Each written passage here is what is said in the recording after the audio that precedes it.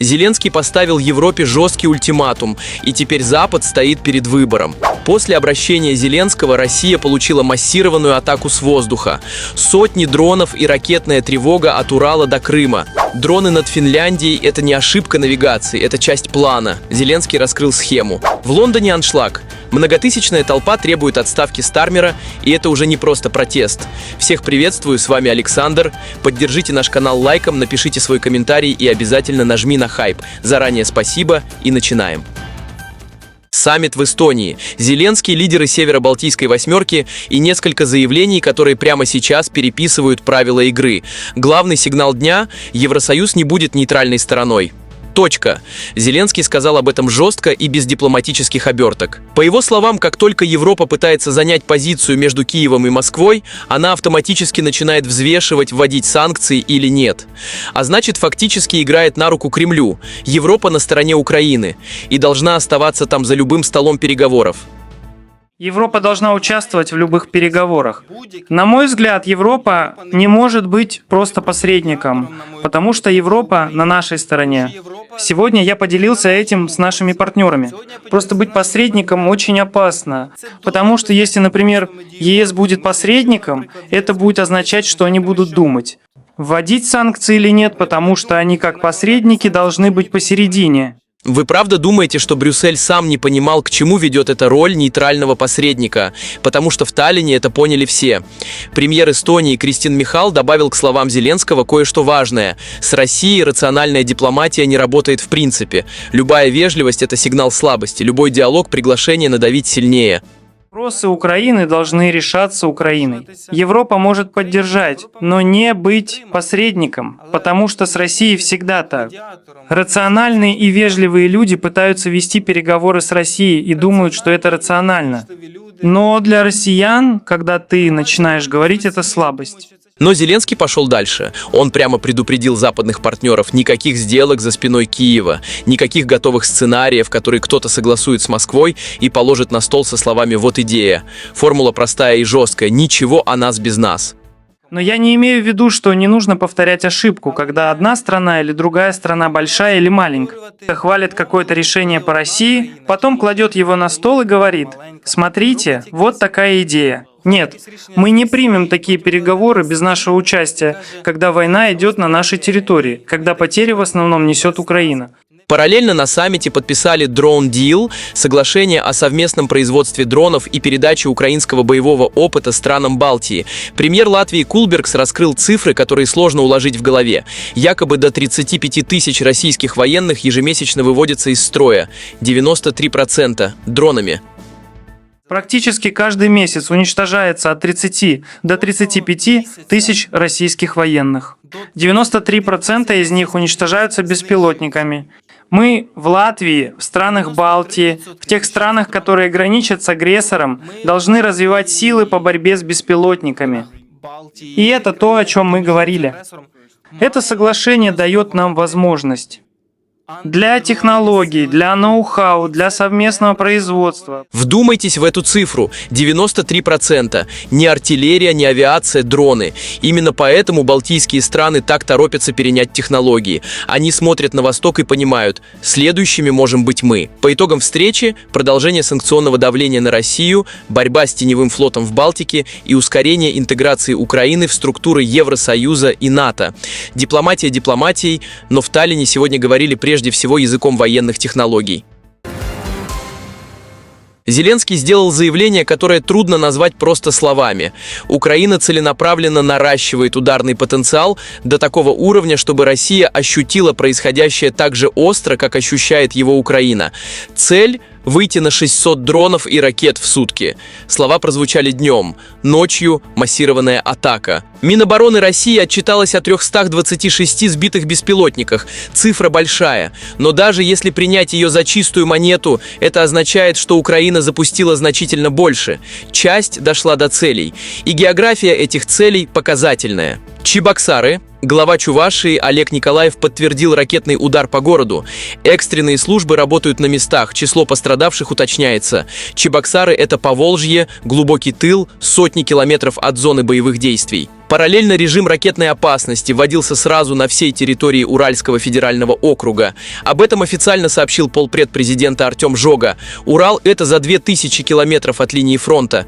Тревога такого масштаба не рутина. Севастополь.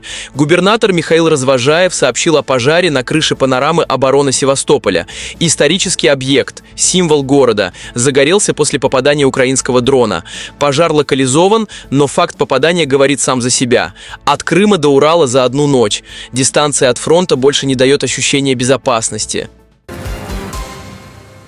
Дроны над Финляндией и Прибалтикой – тема, которая последние недели не сходит с первых полос. На пресс-конференции в Таллине финские журналисты задали Зеленскому прямой вопрос, что происходит и кто за этим стоит. 15 мая украинский беспилотник со взрывчаткой из-за навигационного сбоя улетел в Финляндию. Инцидент резонансный. Объяснение напрашивалось простое – техническая ошибка.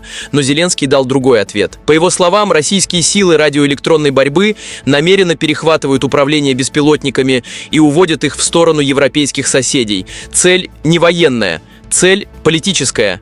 Создать в европейских обществах ощущение, что Украина атакует союзников, подорвать поддержку, расколоть единство. Это не побочный эффект, это часть плана.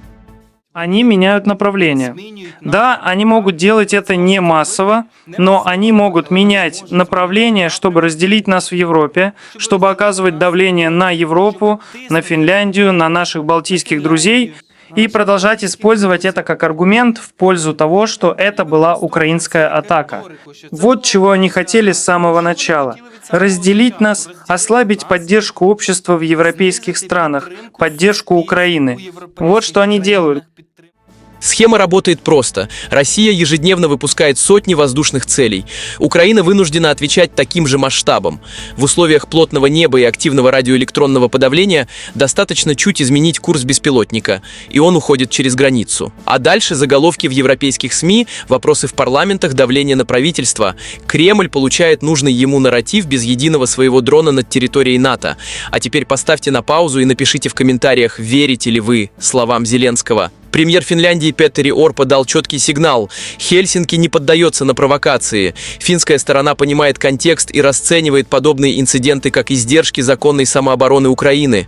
Не обвинение в адрес Киева, понимание ситуации. Это принципиальная позиция, которая лишает Кремль части рычага. Отдельно Зеленский раскрыл кое-что о своей дипломатической активности последних недель. Он признал, что отправил письма сразу нескольким адресатам – Евросоюзу, Конгрессу Штатов, президенту Трампу. Главная цель – вернуть фокус Вашингтона на украинский конфликт на фоне обострения на Ближнем Востоке. По словам Зеленского, результаты получены, Украина добилась договоренностей по значительному количеству антибаллистических систем. Детали он раскрывать не стал, но подчеркнул – цели достигнуты. В течение месяца я отправил несколько писем в разные инстанции, начиная с ЕС, США, Конгресса и президента, а также Путину. У меня были разные цели. Например, когда я писал в США, я действительно хотел сделать все возможное, чтобы хоть немного, но переключить их внимание с Ближнего Востока на ситуацию в Украине. Я не хочу и не могу делиться с вами всеми подробностями, но моя страна нуждается в очень большом количестве оружия.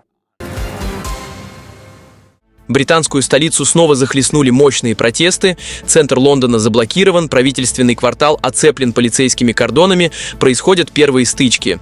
Поводом стало видео из Белфаста, которое моментально разлетелось по социальным сетям. На кадрах 30-летний проситель убежища из Судана средь бела дня нападает с ножом на местного жителя. Для британского общества, уставшего от криминальной хроники, этот инцидент стал последней каплей. Волна возмущения докатилась из Северной Ирландии до самого сердца Лондона за считанные часы. Главное требование толпы – немедленная отставка премьер-министра Кира Стармера. Лозунг Стармера на выход звучит у здания парламента беспрерывно. Протестующие прямо обвиняют его кабинет в том, что контроль над границами полностью провален, страна превращена в проходной двор, а безопасность собственных граждан больше никто не гарантирует. Стармер пока молчит, но молчать становится все труднее. Толпа у парламента не расходится, обстановка продолжает накаляться, и очевидно, что люди пришли не просто выразить дежурный протест.